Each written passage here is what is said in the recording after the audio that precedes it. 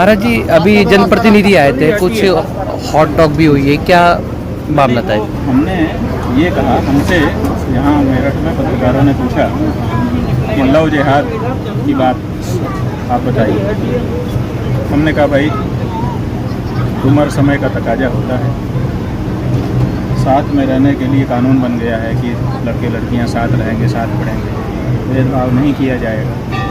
तो इन सब परिस्थितियों में जब साथ में उठेंगे बैठेंगे तो प्रेम मोहब्बत हो जाती है। एक तरफ तो ये समस्या है, दूसरी तरफ कहते हैं लव जिहाद हो रहा है, तो लव जिहाद को रोकना। फिर उसी में कुछ संभवतः प्रश्न आया राजनीतिक, तो हमने कहा राजनेता जो है वो दोनों करते हैं। एक तरफ अपनी लड़कियों का ब्याह मुसलमानों से कर रहे हैं और लव जिहाद का ढोल भी पीट रहे हैं। और फिर हमारे मुंह से निकल गया कि रामलाल नाम के संघ के कार्यकर्ता हैं, उनकी बेटी के विवाह में स्वयं प्रधानमंत्री जी गए थे और उन्होंने आशीर्वाद दिया था। तो जब प्रधानमंत्री स्वयं इस तरह के विवाह को आशीर्वाद देंगे जिसमें एक हिंदू लड़की हो और मुस्लिम लड़का हो, तो लोग तो इसी को आदर्श समझेंगे ना।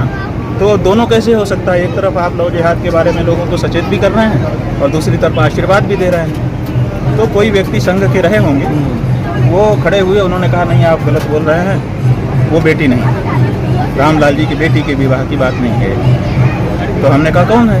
बोले उनकी भतीजी है। रामलाल जी तो संघ के प्रचारक हैं, वो अविवाहित रहते हैं और उनकी बेटी कैसे हो सकती है? तो हमारा कहना था कि भाई भतीजी भी तो बेटी ही होती है। हमने बेटी शब्द कहा तो भतीजी भी बेटी होती है, एक बात।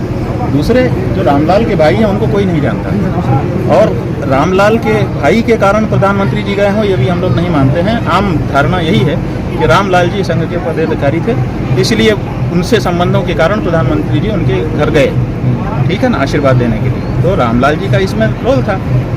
ये बात हमने कही तो वो हमारे पास जैसे ही पत्रकार लोग खाली हुए आ गए और हमको उंगली दिखा दिखा करके तर्जना करने लगे, गलत बोलते हो, गलत बोलते हो। हमने कभी इसमें गलत क्या है? तो फिर वो कई बातें कहने लगे। तो हमने कहा कि भाई आप लोगों की यही समस्या है कि आप लोग एक तरफ समर्थन भी करते हैं, एक तरफ विरोध भी करते हैं।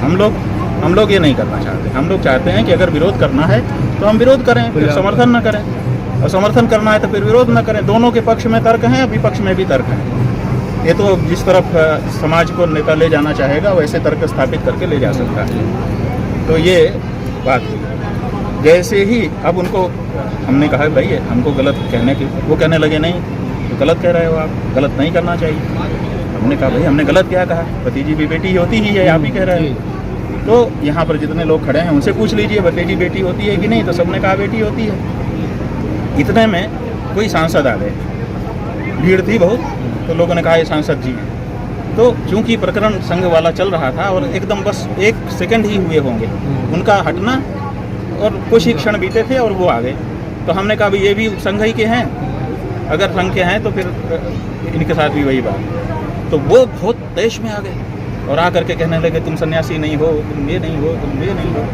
हमने कहा भैया हम जो हैं सो वही हैं, आप प्रमाण पत्र देने वाले कोई। आप एक तरफ समर्थन भी करते हुए दिखाई देते हो, एक तरफ विरोध भी करते हुए दिखाई देते हो, जो कि हम लोगों को समझ में नहीं आता है कि असल में आपका क्या कहना है। तो आप लोग साफ होइए, अगर विरोध करना है तो विरोध करिए, समर्थन करना है तो समर्थन करिए। हम जहाँ तक हमारी बात है, हम सनातन धर्मी लोग, हम भेदभाव मानते हैं इस मामले में, और ऐसा भेदभाव नहीं मानते कि हम किसी को मुसलमान होने के कारण परहेज करें, उससे हम नफरत करें, उसका अनादर करें, ये हम नहीं मानते। लेकिन हम ये मानते हैं कि ब्याह शादी खाना पीना हमारा अपने में होता है, उनका अपने ढंग से होता है। ये इनकी समस्या है, हमने ये कहा, अब आप फिर कह दे रहे हैं, अब चूंकि कहलवा रहे हैं तो कह दे रहे हैं कि राष्ट्रीय स्वयंसेवक संघ के जो मोहन वैद्य जी हैं, उन्होंने वक्तव्य दिया कि हमारे 30,000 स्वयंसेवक उत्तर पूर्व के वो गौ मांस खाते हैं, हम किसी के खाने पीने पर रोक नहीं लगाते। तो जब तुम्हारे सेवक गाय का मांस भी खाएं, मुसलमानों से ब्याह भी करें, तब भी वो हिंदू, और हम उनसे परहेज करें तब भी हम हिंदू, तो दोनों को कैसे बनेंगे? तो इसका मतलब कि 2 तरह के हिंदू हो रहे हैं। तो भैया हम तो सनातनी के आचार्य हैं और सनातनी के ही आचार्य बने रहना चाहते हैं, और सनातन के अनुसार ही हम ये जो कहते हैं सब में परमात्मा को देखो,